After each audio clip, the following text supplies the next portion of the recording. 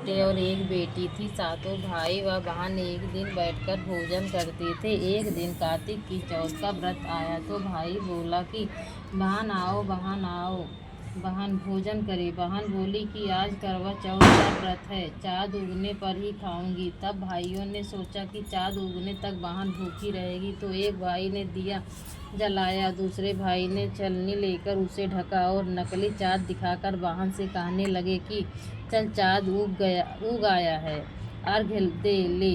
बहन अपनी भाभीियों से कहने लगी कि चलो अर्घ्य दे, तो भाभियाँ बोली तुम्हारा चाँद उगा होगा, हमारा चाँद तो रात को उगेगा। बहन ने जब अकेले ही अर्घ्य दे दिया और खाने लगी तो पहले ही ग्रास में बाल आ गया, दूसरे ग्रास में काकड़ आया और तीसरा ग्रास मुंह की ओर किया तो उसकी ससुराल से संदेशा आया कि उसका पति बहुत बीमार है, जल्दी भेजो।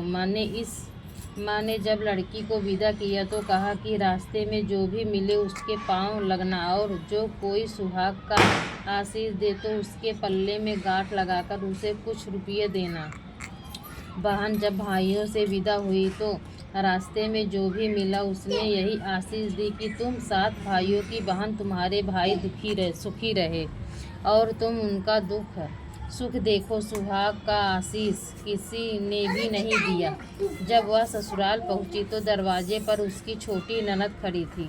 वह उसके भी पाँव लगी तो उसने कहा कि सुहागिन रहो, सपूती हो। तो उसने यह सुनकर पल्ले में गांठ बांध दी और ननद को सोने का सिक्का दिया। तब भीतर गई तो सास ने कहा कि पति धरती पर पड़ा है, तो वह उसके पास जाकर उसकी सेवा करने के लिए बैठ गई। बाद में सास ने दासी के हाथ बची खुची रोटी भेज दी। जिस प्रकार से समय बीतते बीतते मार्गशीर्ष की चौथ आई तो चौथ माता बोली करवा ले भाइयों की प्यारी करवा ले। लेकिन जब उसे चौथ माता नहीं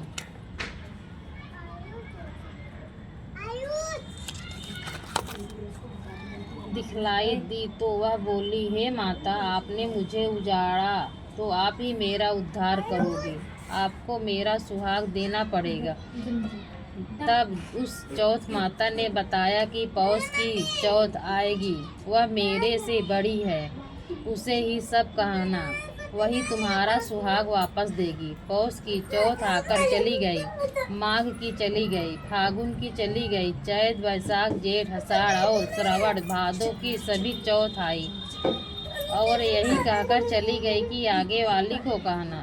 असौज की चौथ आई तो उसने बताया कि तुम पर कार्तिक की चौथ नाराज है, उसी ने तुम्हारा सुहाग लिया है, वही वापस कर सकती है, वही आएगी तो पाँव पकड़कर विनती करना। यह बताकर वह भी चली गई। जब कार्तिक की चौथ आई तो वह गुस्से से बोली, भाइयों की प्यारी करवा ले, दिन में चाँद उगनी करवा ले, व्रत खंडन करने वाली करवा ले, भूखी करवा ले। तो यह सुनकर वह चौथ माता को देखकर उसके पाँव पकड़कर गिड़गिड़ाने लगी, हे चौथ माता, मेरा सुहाग तुम्हारे हाथों से है, आप ही मुझे सुहागिन कहे। तो माता बोली, पापिन हत्यारिन, मेरे पाँव पकड़कर क्यों बैठ गई। तब वह बोली कि जो मुझसे भूल हुई उसे क्षमा कर दो, अब भूल नहीं सकूंगी।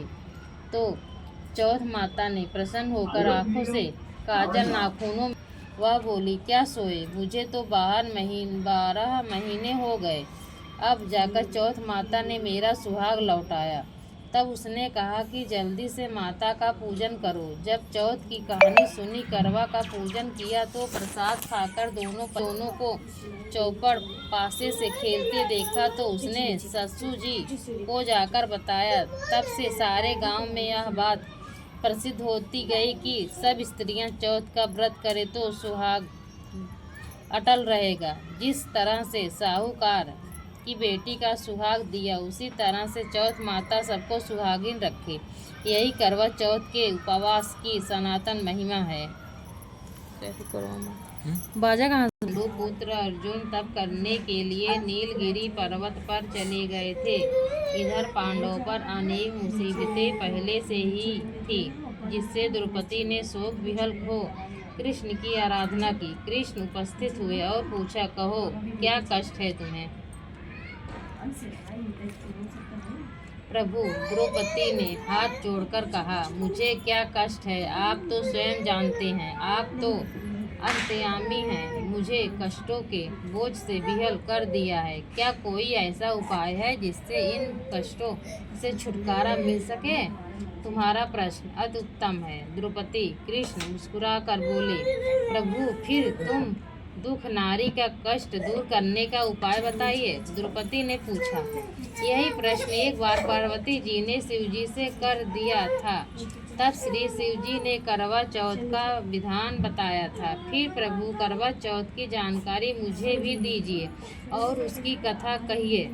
तब कृष्ण ने एक पल सोचने के बाद कहा, दुख सुख जो संसारिक माना जाता है, प्राणी उसमें सदा ही लिप्त रहता है। मैं तुम्हें अति उत्तम करवा चौथ व्रत की कथा सुनाता हूँ, इसे ध्यान से सुनो। प्राचीन काल में गुणी विद्वान धर्मपरायण एक ब्राह्मण रहता था। उसके 4 पुत्र तथा एक गुणवती सुशील पुत्री थी। पुत्री ने विवाहित होकर चतुर्थी का व्रत किया, किंतु चंद्रोदय से पूर्व ही उसे छुईछा बाध्य कर दिया, जिससे उसके स्नेही भाइयों ने छल से पीपल की आड़ में कृत्रिम चंद्रमा बनाकर दिखा दिया। लड़की ने अर्घ्य दे भोजन कर लिया। भोजन करते ही उसके पति की हृदय गति बंद हो गई, जिससे दुखी हो उसने अन्न जल त्याग दिया। उसी रात्रि में इंद्राणी भूमि चरण करने आई। ब्राह्मण पुत्री ने उससे अपने दुख का कारण पूछा। इंद्राणी ने बताया, तुम्हें करवा चौथ व्रत में चौथ दर्शन से पूर्व भोजन कर लेने से यह कष्ट मिला है।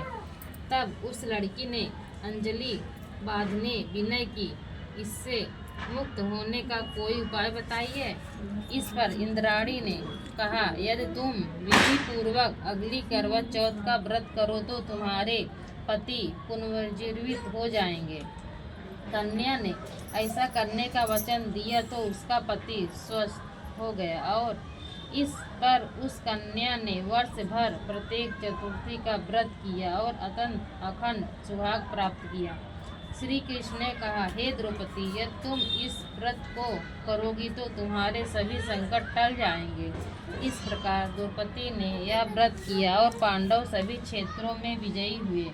इस प्रकार सौभाग्य पुत्री पौत्र आदि धान्य की इच्छुक स्त्रियों को यह व्रत विधि पूर्वक करना चाहिए। इस व्रत में भगवान शंकर की आरती की जाती है।